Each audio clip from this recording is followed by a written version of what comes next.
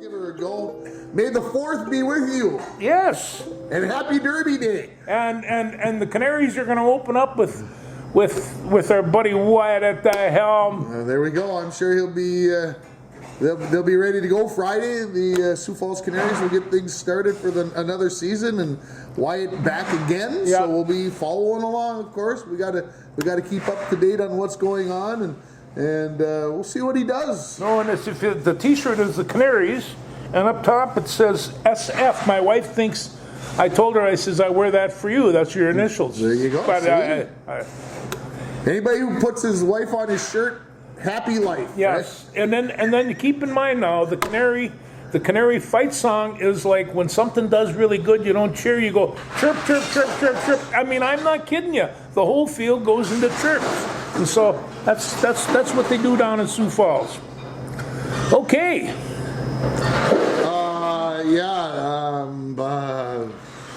I may have an issue here. We may have to put this on pause for a second.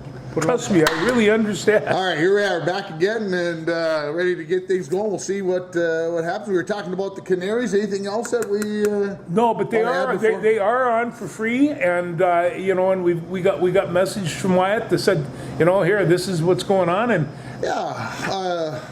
I don't mind listening to Tanner Hoops. Tanner Hoops does the games for the Gopher women and some other things along the way, but his summer job has been with the Canaries. So I like listening to Tanner Hoops, and I got a chance to meet him last summer, and I think I told this story, but I told him, I said, you sound exactly like you do on the radio. I mean, there's no all of a sudden he turns on his radio voice. And because there is a different approach to radio and broadcasting live. So to know that I can watch the games now for free probably make a little difference. I may put that up on my TV, my smart TV, and see what I can do. Oh, I'll have it on and just run around and go about my day and make sure I'm watching every time Wyatt comes up to bat. You want to talk about Derby Day now, or you want? We can talk about Derby Day. What do you got for Derby Day?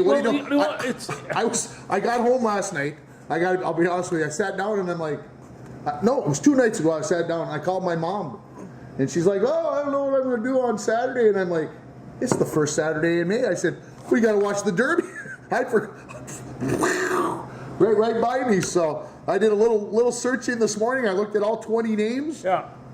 Well, actually, I looked at all 21 names, and the one name that I wanted, they had already scratched. And I'm like, okay, so I'm going with Sierra Leone, but you tell me about these horses. Well, this is kind of the situation. Now, first off, this is the 150th year of this. Oh boy, so it's a big deal. This is a long time running, and of course they call it the most exciting 2 minutes in sports. It is, and it's what I mean. The reason I bring this up is last year I just happened to be driving in Eastern Tennessee as the Kentucky Derby was building up, and you can feel the excitement. These people are serious about their horse races, and I have some reservations for the safety of the horse, and I really hope that the horses all finish well and all finish healthy.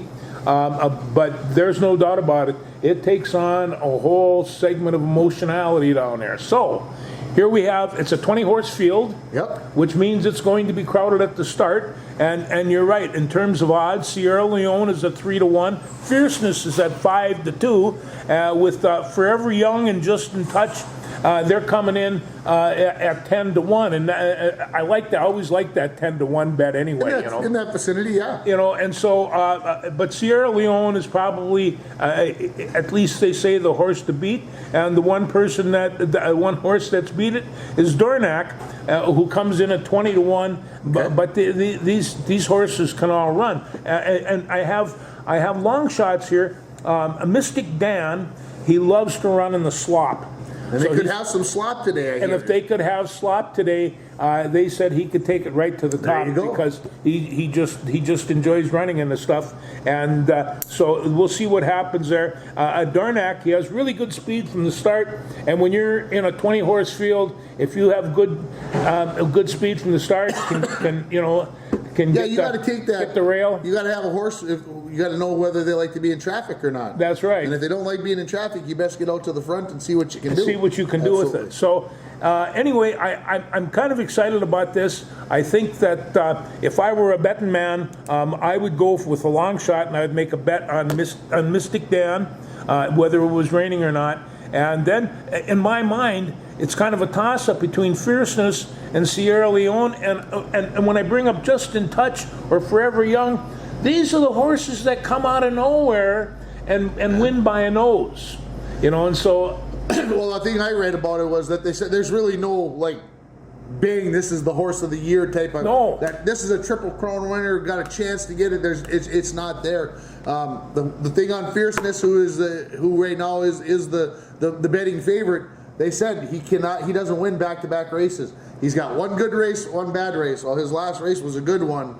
So everybody's kind of predicting, but maybe the bettors are saying we don't care about the past when he gets out in front of this huge crowd of 175,000 people. There are some of these horses. I'm not sure that Mystic Dan has even lost a race.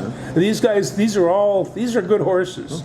Yeah. And so and it's on at 5:30. You get what you do. And this is how we do it around Miles. We get a little sugar and we put it in a glass. And grind it up a little bit, and we get some mint leaves, and we grind up with that sugar, and we put a couple of cubes in it, and we fill it up a good portion of fine Kentucky bourbon, and top it off with a little soda water, and it's called a mint julep. And you're going to see them walking around all day with those fancy hats and a mint julep in hand. And I can honestly say I've never had a mint julep in my life, but maybe someday. Oh, they're good. Well, I've always said, and I probably have said this every year we've done this show around Kentucky Derby time, I'm going to get to the Kentucky Derby at some point. Just going to jump in the car. I'm not even going to fly down. I'm going to drive down. I've been to Churchill Downs before when I was down there grading kelp papers. Oh my gosh, that's hard to believe. That's 17 years ago. But anyway, I got to go back. I got to be part of the spectacle. I hate crowds. I don't like going to crowded places, and you go to Churchill Downs. 100,000 people, they're all over the place. You're going to be crowded, so I'd like to go stand in the infield and just watch the races. Be part of the spectacle. It is a spectacle. I don't know how much money people spend on their clothing for this race, but I mean, can I go like this? Well, I'm not going to get on TV if I'm dressed like this. No. And also, I'm not the right gender. I'm not the right sex for the. They pay more for those hats than you spend a year. You got to be wearing a dress and a hat to get on TV on NBC. They don't put guys on there with their ties on unless they're the trainer or something. No, you got to have one of those big frilly hats, and anyway, you got to be a character. It's one of the traditions. We don't probably watch horse racing except for this Saturday, and in 2 Saturdays we watch the Preakness to see if we got a Triple Crown winner, and then it goes away again. It's life. Come on. It's like the Masters, right? That's exactly right. And so, I'm going to take We probably don't watch golf every week. Horses, take care of yourself, and go for it from there. But I do like the mint julep part. There you go. Twins win 11 in a row. 11 games in a row for the Twins. The last time we were here, they were 7-13. Now they're 18-13. You see, we inject these guys with a little motivation, and they do pretty well. And who's been a big catalyst in this run? Well, I'm not entirely sure. Your boy Max. He's the one that's coming on. Getting a lot of huge hits. So Max, I hope what I said about you, we needed to trade you. You got to go bye-bye. I hope I had a little piece in it. Honestly, he went on a little bit of the IL. Needed some rest, and apparently he's healthy. He's hitting very, very, very well right now. And of course, we lost our number one injury man, Mr. Buxton again. Yeah, and I saw him when it happened, and it seems like because he's such a powerful athlete. He's probably the biggest, fastest, strongest guy in the team, and it just doesn't seem like that knee and those ligaments can hold up all that pressure. It's and maybe he's just going to be chronically injured. And I agree. He will be a chronic injury. Just how long can he hold up? And he's been playing okay. Well, he has been playing well. chewed him out on our last show when we were here about him not playing and whatever else, and he'd been doing okay, but I maybe it was a premonition that he was going to blow something out. But C4 came back, Carlos Correa came back. That obviously is going to help put another injection of the bat into the lineup, and the pitching has been pretty good. They've been scoring lots of runs. Yeah. We do have to say they played the White Sox, the Angels, and the White Sox to start the 10 out of the 11 games that they've won so far. Did you see how bad Chicago's record was? 3, 4. Chicago, when I looked after we beat them the other day, they're 6-25. That means, folks, they're on pace to win 31 games. Well, that would be a major league record by a bunch. I heard somebody say it's the worst major league team in 30 years. Well, the scary part is we were saying that about the Oakland A's for the last, last year they started off very similarly. Yeah. The A's did last year, and they kind of brought it around a little bit. But Chicago found, when they were playing the Twins, because I don't pay attention when they're not playing the Twins, they found ways to lose games that is a sign of a bad team. I mean, the Twins, I don't know. I mean, just found ways to rally, and their pitching staff is poor, and I don't know. I take a look at the bullpen, and I don't know how long Duran's going to be out. He's in. He's back. He's back. He's got 2 saves. That can't do nothing but help the bullpen. And it's just, Caleb Thielbar, who started off. Thielbar's been pitching well. He started off a little rocky. He is rounding into form. I think they even talked about the fact that he really didn't have a spring training, that he just needed some innings and work on his pitches. Well, let me ask you this. This is an interesting question. Now, they won 11 in a row. What does that do to a professional athletic team to have a streak like that? Because that's no easy deal. What does that do to the whole morale of the team? Does this inject all kinds of stuff in it? You mentioned that they were 7-13. Yeah. And everybody was kind of like, I got to believe they were going into the clubhouse looking at each other like, what the blank is wrong? We're awful. We were batting 183. Remember we were discussing this, and then they scored 15 runs and 11 runs twice or whatever it is in the last 2 weeks. No, this is.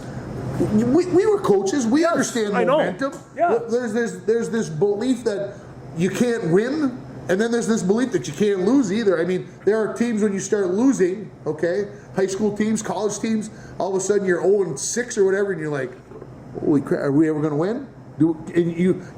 That one bad thing happens in the second inning or the first quarter or the first period of the game, and you're like, here we go again. And the heads drop and whatever else.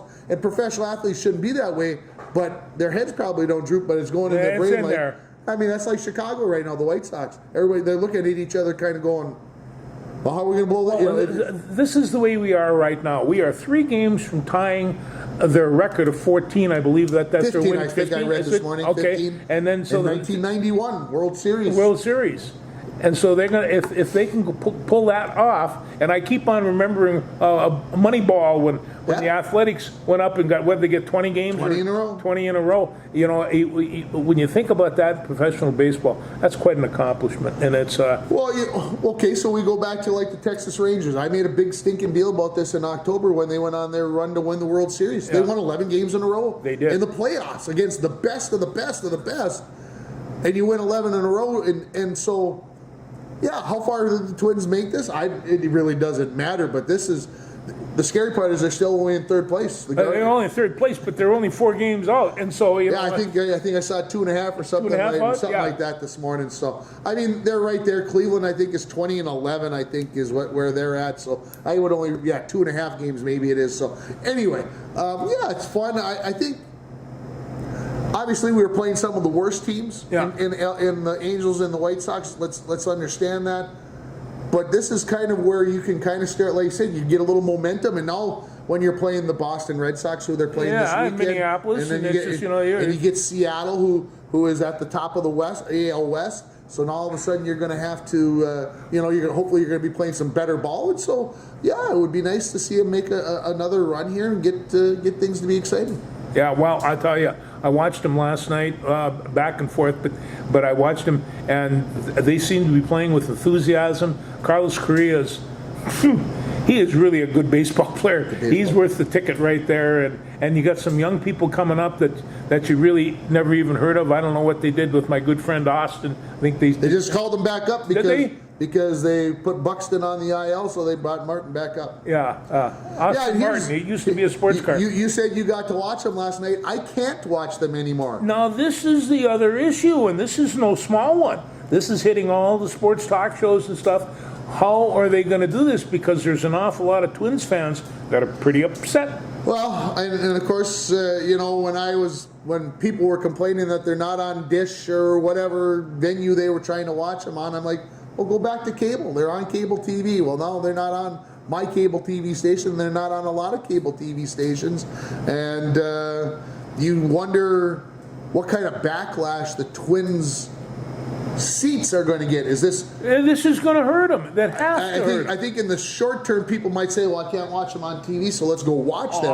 But I think in the long term, people are going to, you forget about them. Well, and I remember this fall when the Gopher women were playing basketball, and it was on Peacock, and it wasn't on Big Ten, and it was like, geez, now I have to go and sign up for another whole platform in order to watch the girls play basketball, and I would have loved to have watched them. And the Gophers, the men were on Peacock quite a bit, and this is going to hurt. You want this state to just be immersed in Gophers, in Twins, in Timberwolves. Yeah, and I don't think you're going to see this get resolved if you're a Midco cable subscriber like myself. And like I was talking with Dieter Humbert, he has DirecTV. You have DirecTV, right? Yeah. So you're still watching the Twins. Yeah. But I told him, I said, but you don't get the state basketball tournaments. No. On your TV, and you can watch them online. Don't get me wrong, you can, and so I could live with that. I mean, I can live without the Me TV, but I'm really torn right now, because if I go home and tell Nita that we're going to get rid of cable TV, she's going to say, well, we're not getting DirecTV. We'll get Hulu or one of those, and I'm just like, maybe this is the straw that's going to break the camel's back, and I'm going to be gone. Cable TV will be gone. Well, cable TV has been in trouble for a long time, as is DirecTV, because of streaming. And the rest of this is, I mean, what do we know about Bali? That is for gambling. That's what the whole industry was based on, and they come up with the money to be able to pay for this thing, and should. They really don't know about people in Minnesota, Twins fans, and they don't care. Well, they own about 14 or 15, and when they bought it, I'm kind of surprised that, knowing what we know now, how did the sale go through when they didn't necessarily have the money to keep it going? I don't know, and this has been a problem for a few years as well. So I don't know, but I do feel bad for your Twins fans. You better turn on the radio, because I tell you, they're playing really good baseball right now. The 6 division leaders in baseball before we leave: Baltimore in the AL, Cleveland, which might be a little surprise there, Seattle, Philadelphia, who's got the best record in baseball if I remember correctly, Milwaukee, just ahead of the Cubs in the NL, and LA. Yeah. I'm just like, does it ever change? Although the only thing, did you see the Astros? I looked at the Astros record the other day. They were 10-23. Oh, how the mighty have fallen. Well, and I'm going to tell you, that's a big surprise there. The mighty don't stay on top all the time, and is like Caesar said a long time ago, watch for glory, because it's all fleeting, and it's and it very well could happen for Houston. Let's go back and talk about the NFL draft. Let's do that. Are you happy? Yeah. And I talked Is Tim happy? Heck no. No, Tim's not happy, but it's one of the things where they had to fill a couple of needs. And I know that, I bring up, and I'm just kind of reiterating what I've been hearing around, this draft had so many premier possibilities at quarterback. Yeah. And also all these quarterbacks went with 3 in a row, right? It just went bang, bang, bang, and they were, you know. And I don't think there was any surprise about that, right? Not a one. And But, so, which I feel a butt coming on there, but well, I'm just saying is that maybe not all of them can be superstars, but they put their money on J.J. McCarthy, and I don't think that's a bad bet. okay. So before we get to the JJ too much, what the was Atlanta thinking? I have no idea. What? I mean, okay, I understand Kirk Cousins may or may not be around for 4 years. You sign him for $100 million guaranteed, but you draft the quarterback that's 24. You don't draft the quarterback that's 21. Okay, so here I'm trying to turn the Atlanta thing into a positive. Okay, yeah. I'm trying to think why they did what they did. So you've got this quarterback who's 36 years old, 35 years old, Kirk Cousins, and you kind of put all your eggs in a basket because you tampered and you're going to get whacked with a loss of draft picks in the future and whatever else. So is that why they drafted a quarterback? Why they took Penix? Why they jumped? Why they jumped to take him when they already had a quarterback? Do they want him to learn for a couple of years? Are they willing to be patient with a number 8 draft pick overall and just say, okay, you can sit for 2 years and become our man? Is there a clause in the contract where Atlanta can just cut their losses and cut Kirk Cousins if they feel like Penix is the man? I don't know. Well, and there's so many other things. I mean, they could have taken Penix thinking, well, somewhere along the line this could have trade value. Somewhere along the line we see how he develops. I do think that Cousins is going to take this as a slap in the face, and he doesn't like it. And to me, that would mean that he's going to be kind of in one of those modes of, well, I'm not going to work as hard for you. Yeah, I don't know. Anyway, why did the Vikings have to move up 1 pick from 11 to 10? Why did we have to give up 2 draft picks in order to be able to? Well, I'm not so sure that they weren't setting up for the second pick, because that was Dallas Turner. I'm trying to find my Dallas my Turner figures. from Alabama. I like it. And Dallas Turner from Alabama, I think that was a key pick for them. And And there were some people who said they paid too heavy of a price for that one to move up from 23 to 17 as well. But okay, so I mean, the Raiders were looking for a quarterback, yes. right? We think that we found out that the Giants weren't interested in the quarterback because they didn't go that way. All this other stuff. Were we that afraid that somebody was going to move up from in front of us and we were going to lose JJ? I mean, yes. Okay. That's exactly what it was. And I'm not sure that you're going to dangle him up because, face it, at this point in time, they were going to have to take him. But I do remember when Atlanta took Penix, and all of us were online saying, holy cow, what is this all about? There wasn't anybody that wasn't startled with that pick, and that changed the whole course of that segment of the draft. So we would have been happy with we just couldn't wait at 11 taking Bo Nix. We had our heart set on J.J. McCarthy. J.J. McCarthy was the pick on there, yeah. And we knew. I kind of knew that going in. He's got and in many ways, I mean, he's got that Harbaugh connection, and I can't help but think that they knew exactly what was coming. J.J. to J.J. J.J. to J.J. How long until J.J. becomes a starting quarterback, do you think? I think early. Early? Yeah. Sam Darnold's got a short string. I think that they're going to take a look at this, and if he develops, they're going to plop him in. Okay. J.J. McCarthy, I hope he'd prove me wrong. Please prove me wrong. I'll take it if I am. I just don't. I don't. He has such a beautiful delivery, and he has such great receivers. I can't help but think that he's not going to be able to fit into that puzzle pretty well. He is young, and that's I'm not sure if that's a positive or a negative, but I bet you he will relate to Jefferson real well, and the rest of those receivers are all young. That's a young group of people. I think you could, with guys like that, yeah, you could be very relatable. Very relatable. As a quarterback, you'd be like, yeah, I like throwing to these guys. And and there's a couple of those other things is that he never lost a lot of football games. What is it, 29-1? Something like that. Something like that. That's not too bad for a pivot back. Somebody who turns around and hands the ball off 47 times. Well, we realize that quarterbacks are of limited use, but on the other hand, somebody said they're not only the most important position in football, they're the most important position in all of sports, and somebody can make a pretty good argument for that.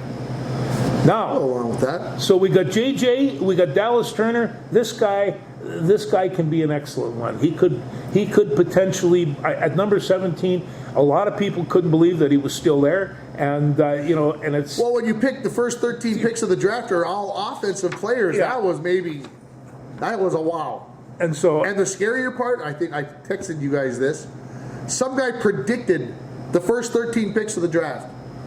Isn't that something? He predicted even that Atlanta was going to take Penix and that the Vikings were going to have to trade up to take J.J. McCarthy.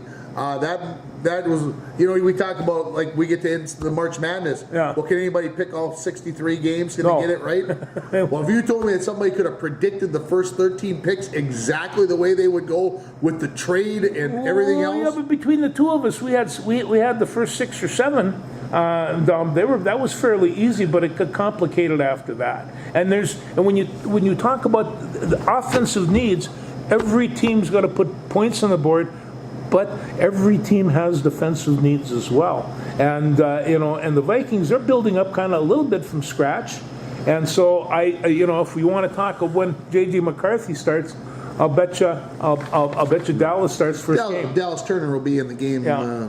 I think pretty regularly from the get-go, yes. Okay, and we got Kyrie Jackson. 6'4", he runs a 4.5 40. Okay.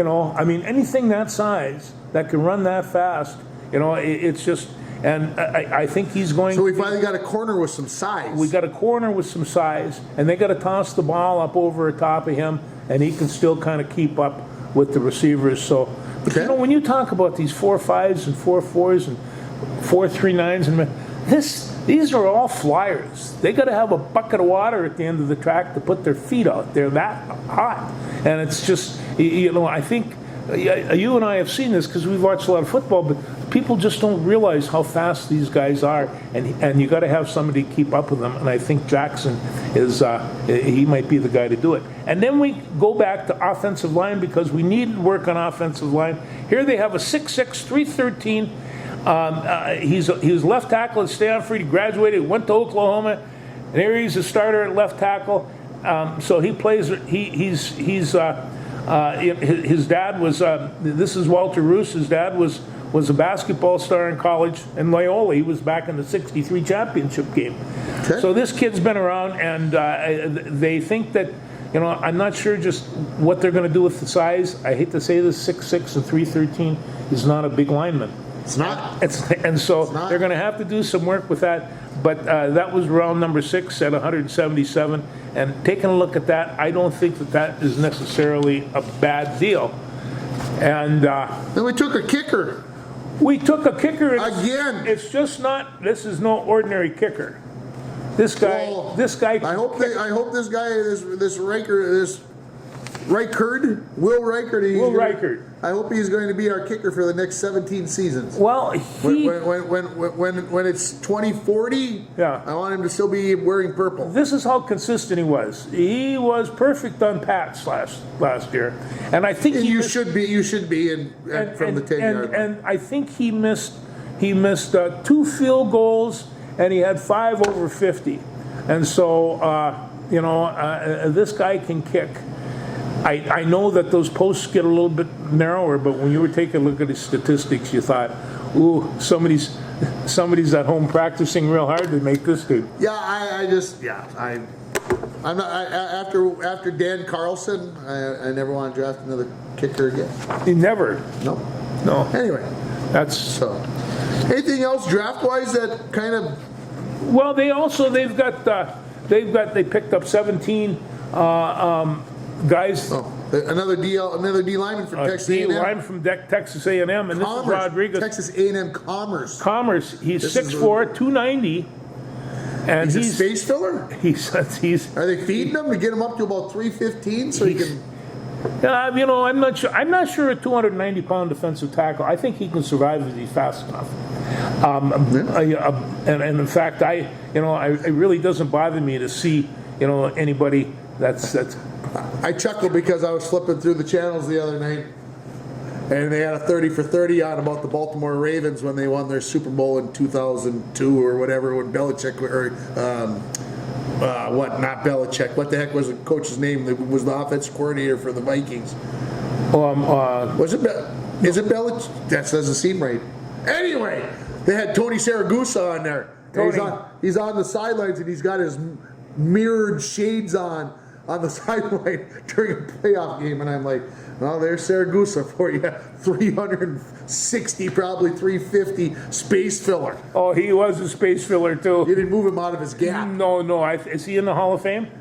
Well, if he isn't, he should be. He should be. Yeah. We got Michael Juergens. He's an offensive lineman from Wake Forest.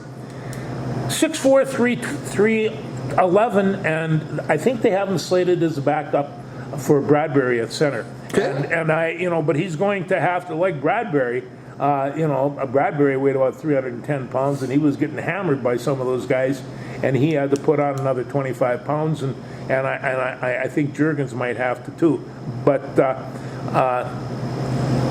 we'll see what happens. He's 24. He spent 6 seasons. People spend more time in college than they do in the pros. It's COVID, man. They got those opportunities. And then they have 17 undrafted free agents, offensive line, wide receiver, wide receiver, edge rusher.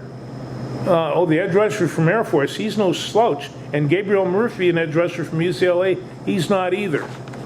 So these guys are going to come on. And then we got a Dallas Gant, linebacker from Toledo. I like these guys that come from a school nobody ever sees, and they go out and actually win themselves a position. Other than that, I think that this was a real good. They have a roster of 90, and I think they're gonna probably. I'm not sure just how they're gonna fill out altogether, but.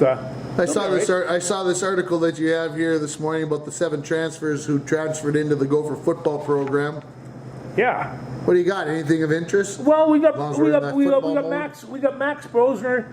He's the quarterback, and and it's been brought up that Minnesota's play at quarterback last 2 or 3 years has been a little bit lacking, and they've been struggling to find the position. And Ethan Kalaminas, I hope he does well down at Rutgers, but right now everybody is just kind of ushing and gushing over Max because he throws very nice footballs. And he's smooth, he's smart, he's been around, and he's got 1 year to play for the Gophers. So we'll see what's going to happen. The running backs is Say Bangura and Marcus Major. They're going to be back with Darius Taylor. And so I think they have some running backs because Fleck has to have a stable of at least 3 and 4 or 5 if possible. He likes to have a lot of running backs. Likes to run the football. He likes to run the football. So he's got to have a bunch there. So they picked up a few there. And what else do we have down here? Here we go. Bangura is 6 foot, 200 pounds. Now this Major, he's 6 foot, he's 2 1/4.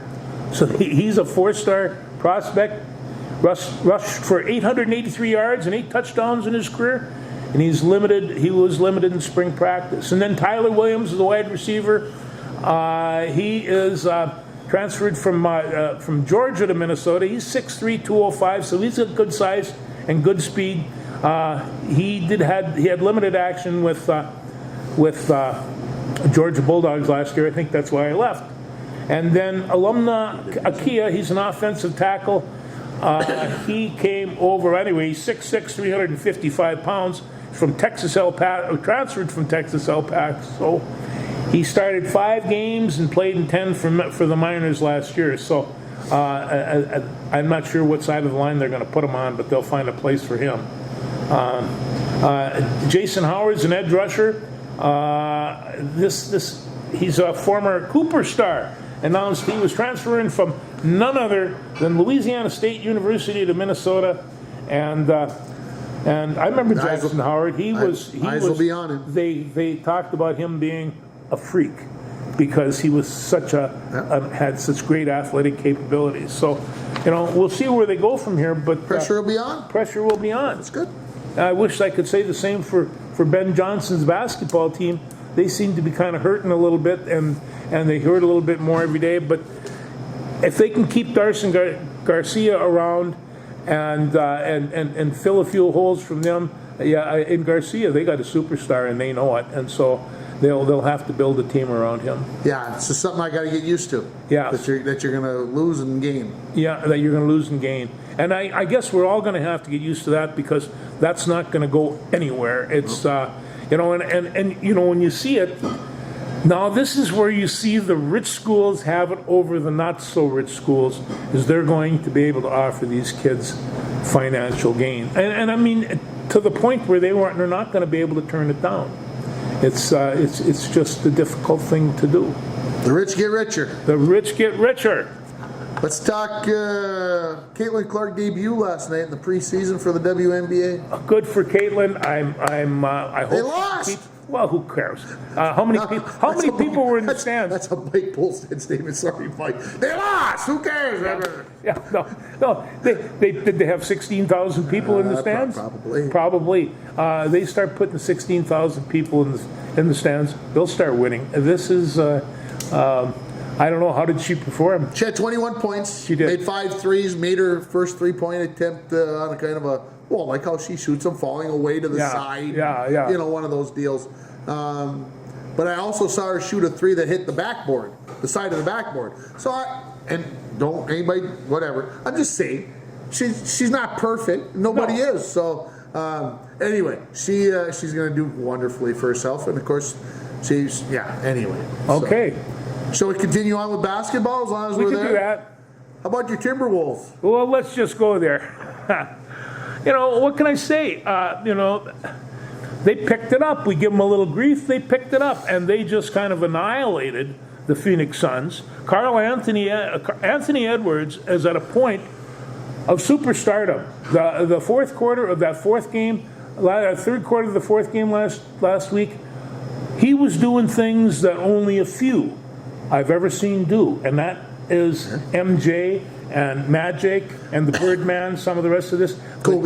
Kobe, he was just doing some physical things that put him out of this world. And on top of that, he has this other buddy here, this Karl Anthony Towns guy, who was enjoying it. He was having fun playing basketball, and Edwards went up to him in the third quarter, says, "You cannot foul out. You cannot foul out. We will lose this game. You stay in the game, we will win it." Towns did not foul out, and that has been when he's not on the court, they just don't produce offensively like they can. So, how surprised were you to have the Wolves lose 3 regular season games to Phoenix and then sweep them? Well, I was stunned, and I really was, and I realized that this was going to happen right after the first game because it was like Phoenix wasn't even there. And actually, they beat them again, and then they went down there and give them a swat right upside the head. And I just thought, Phoenix Suns really did not even show up for these games. And I'm going to tell you right now, Denver will. Well, and that begs the question: Did Minnesota take their will not to? I mean, we know how good a defensive team Minnesota is, and when you're an offensive team, I would say like Phoenix is. And the defense gets notched up a couple of things, which I think the Timberwolves did. All of a sudden, you're like, "Well, this isn't as much fun when things aren't going your way because we're playing a team like this." So, well, they had a couple of things. I mean, Durant still kind of delivered. On the other hand, he's not the same basketball player he was 6 or 8 years ago, and Beal and some of the rest of these guys really didn't perform to an upper level, so he had limited support, and that's not a bad team. They mentioned that the Phoenix Suns have no first-round draft picks until 2031 or 2032. I mean, they sold the farm. I mean, they could be in some serious trouble. And Phoenix, I mean, this is This is like the death sentence that the Wolves got back with the Joe Smith trade when they lost their first round pick 4 out of 5 years, and free agency wasn't free. Yeah. Anyway, Phoenix is in trouble. Well, what we have right now, starting at 6 o'clock tonight, as some people say, this is a matchup for the ages, Tim. Okay, and so the Nuggies, they beat up LA, and with the exception, they got Darvin Ham fired. Yeah. Which I don't understand. We don't even have to discuss that. But that doesn't make sense to me. This is what Charles Barkley calls, this is going to be big boy basketball, big grown men basketball. How do we get there? We got matchups. So what do we have? We got Rudy Gobert versus Nikola Jokic. Now, what a matchup. You have probably the finest defensive basketball player around against the finest basketball player around. I can't believe that we're going to put Gobert on Nikola. I don't think Gobert can stand out there and he'll take him off the dribble. It'll be but Jokic is going to have to get past Gobert at some point. And they're going to and when they're in the paint, Gobert won't be far around. But even at that, the two centers, you kind of got to give the edge to the Nugs. Yeah. And then so at power forward, Karl Anthony Towns. He's come back with a vengeance. He's going to be against Aaron Gordon, who is really a fine defensive ball player, and might even be the best defensive ball player on the team. And they're going to have to kind of put a bucket into Karl Anthony Towns. And right now, this guy is flying as high as he's ever done. He's playing great basketball, coming off the injury. He is there. They are there right now. I'm going to tell you, the Nuggies beat them up last year. This is a different team that they're playing. Don't forget, when the Nuggies won their title last year, the Wolves were the only one to take a game from them before the finals, if I remember right. So on power forward, I got to give the edge to the Wolves. Point guard, Mike Conley and Jamal Murray. Murray's going to have an exceptional game. He is their other superstar. He scares me. He does scare you, and he should. He plays great defense. He hustles. He shoots the ball around. He can be a scoring machine. He's the one, and he's going to have to perform. I don't know who to give the advantage to there, but I guess I got to go with Murray. But having Michael Conley, and I watched him outside of putting the coach down. He's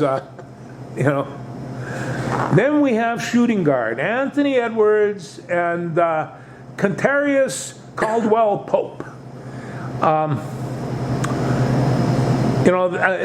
Pope is really a defensive specialist, and they're going to put him on Anthony Edwards, and for that I say good luck.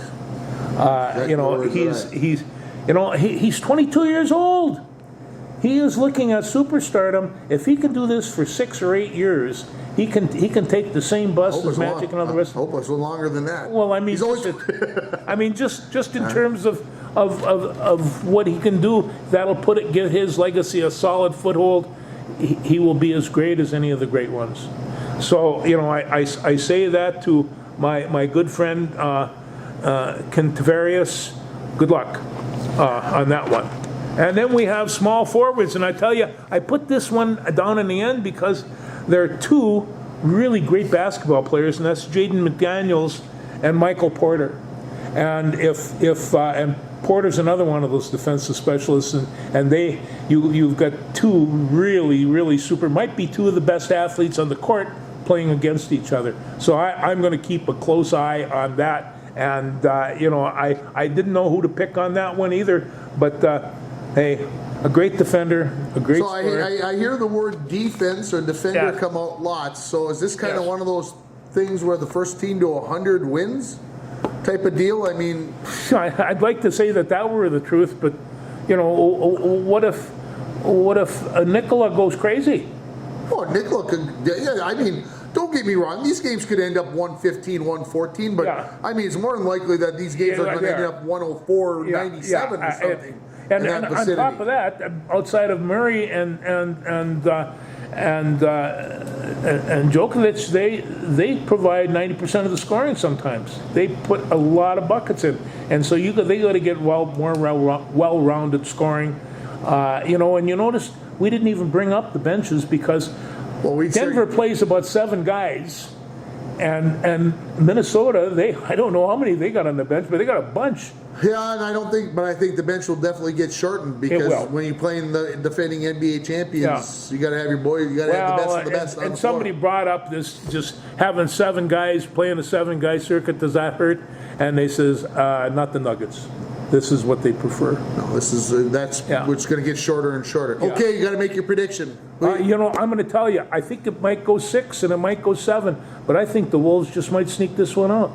I'm going the Nuggets in 6. I can't get it out of my head. I mean, we're dealing.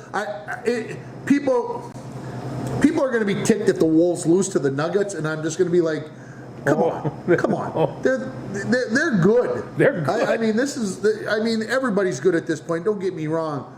And I'm not trying to make excuses, but I just feel like over the long haul. But it will not surprise me if the Wolves win this. Not one bit. No.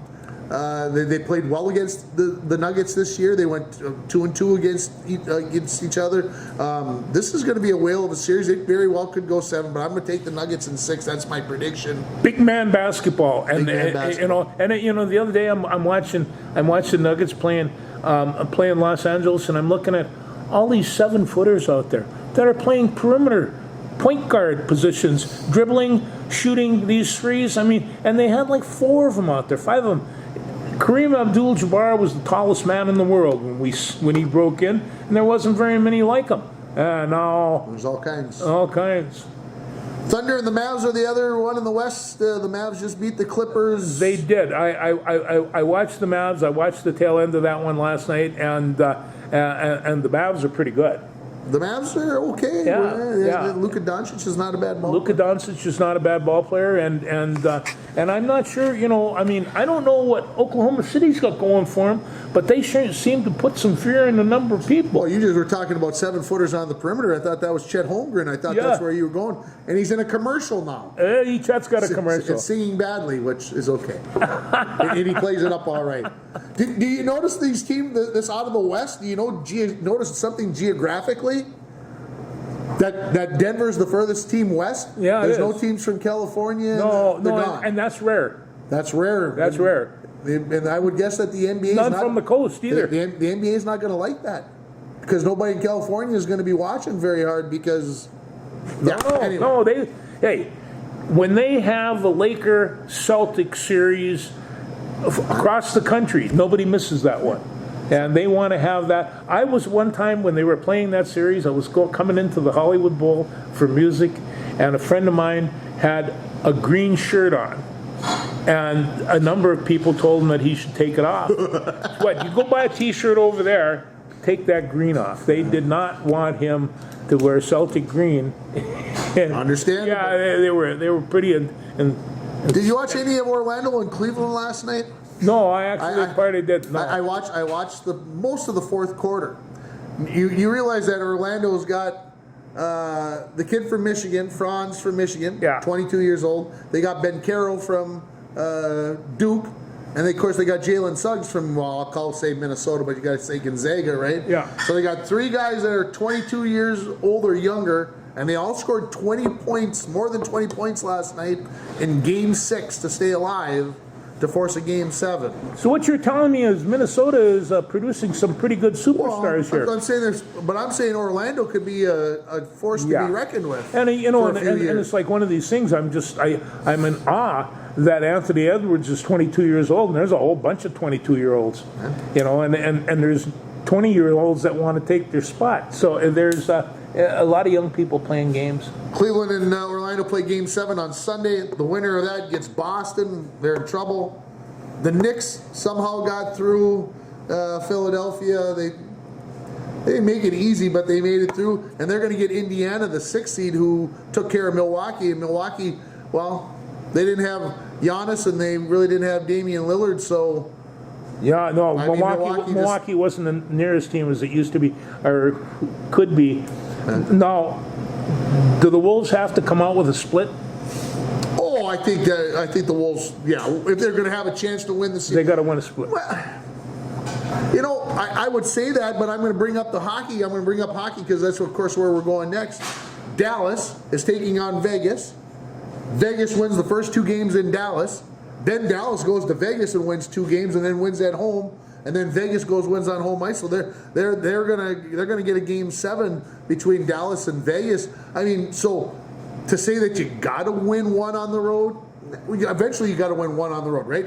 The Wolves have to win one in Denver. It would be easier if you did it sooner rather than later. I wouldn't be surprised, but don't be surprised if Denver comes into Minneapolis and wins one as well. I mean, that's the thing. Do they have to win 1 out of 2 here? No. But we all know how important Game 5 is, and when you get to Game 5, if you can win that, all of a sudden you got momentum going to 6, and then if you get to 7, let her rip. It's anybody's game, and with this 2 teams. And it's a flip of a coin who's favored to win. But right now, I think Minnesota has the enthusiasm. They have the youth. Denver won their championship last year. They're not as hungry, right? Well, I mean, hey, and like you say, Jokic can sit outside and shoot threes. But if you're going to go and go after the bucket, Rudy's going to be in the middle of that paint, and then not only Rudy either, because Towns has been getting a lot of blocks, and McDaniel as well. They all block shots. Play defense. They do, and I mean when you see Anthony Edwards up there bumping his elbow on the top of the rim, you're just they're up in the air.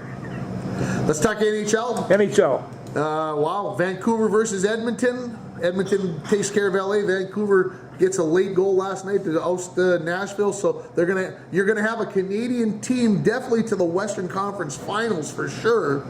We've had talked about the last time or 2 times ago maybe that are they going to get a Canadian team finally going to win the Stanley Cup?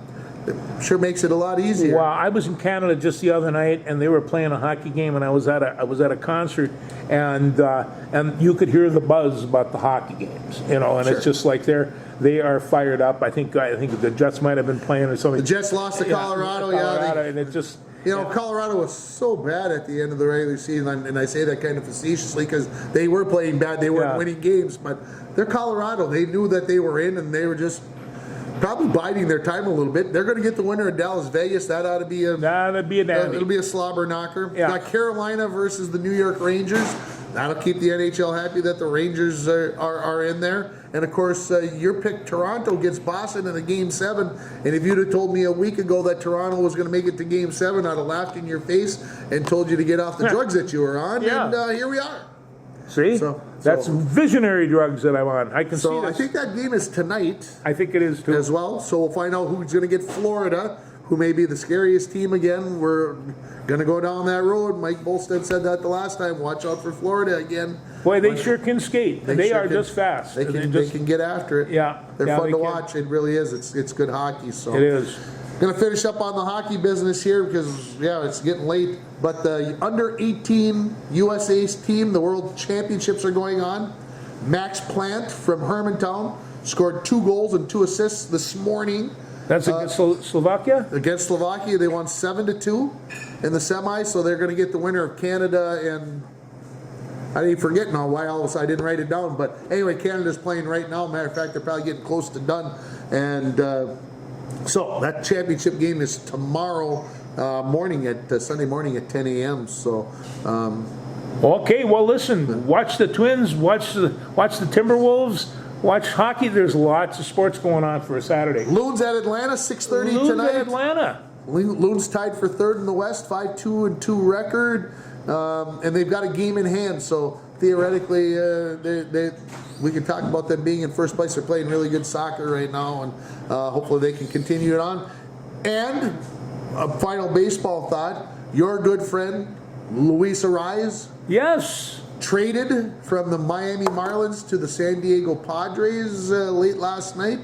So, what do you make of that? Well, here you have the batting champion from last year. He's hot. I'm sure that he's worth a lot of money, and I think that any time that you get rid of a high commodity thing, that's tears and laughter. The team right above the horrid Chicago White Sox, the Miami Marlins. They are imploding that team. Yes. They are selling off their assets. That's exactly and trying what to they're rebuild this with. They're going to get 3 pitching prospects. Does that sound familiar, by the way? Yeah. When you trade Luis Arraez, that you get pitching prospects. And a lot of them work out. And Miami obviously gave us some of their pitching prospects a year and plus ago for Luis, and now they're doing the same thing. And Luis not batting, not performing like he has in the past. His batting average last time I looked was down in the 100s, not in the 300s like it normally is. Could have changed since then, so don't, if I've got that wrong out there. But hitters are a suspicious lot. You know, you just don't know. I mean, like you say, we wanted to sell Max for an old horse here earlier, but now he is the horse. And so I saw this post on X the other day. I'm almost out of the Twitter mode at X. That Ichiro Suzuki, when he came into the league with Seattle, in his 10th career at bat, he got his 3rd hit as a major leaguer. His batting average never dropped. His career batting average never dropped below 300 after that. And he played for, what was it, 20 seasons, 18 seasons, whatever it was. His career average never dropped below 300 ever again. I'm like, that's incredible. And this is, you know, in the old days they talk about if you struck out, you'd be embarrassed to walk back to the dugout. Well, now strikeouts are just a swing away, you know.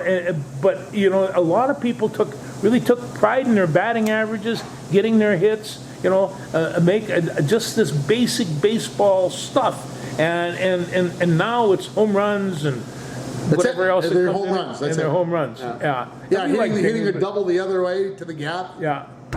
Well, when we were, I sent a message to our buddy Wyatt, and I says, Wyatt, hit them where they're not, but I should have said hit them where they ain't, and that's because that's the real way of saying it. That's the real way of saying it. But he as a hitter, he was always fun to watch because he could hit it anywhere, and it's just you didn't know where that thing was going to drop. That's fun baseball. Broncos softball team improved to 10-0 yesterday. 10-0. 10-0. Holy cow! What have we got a good team here, huh?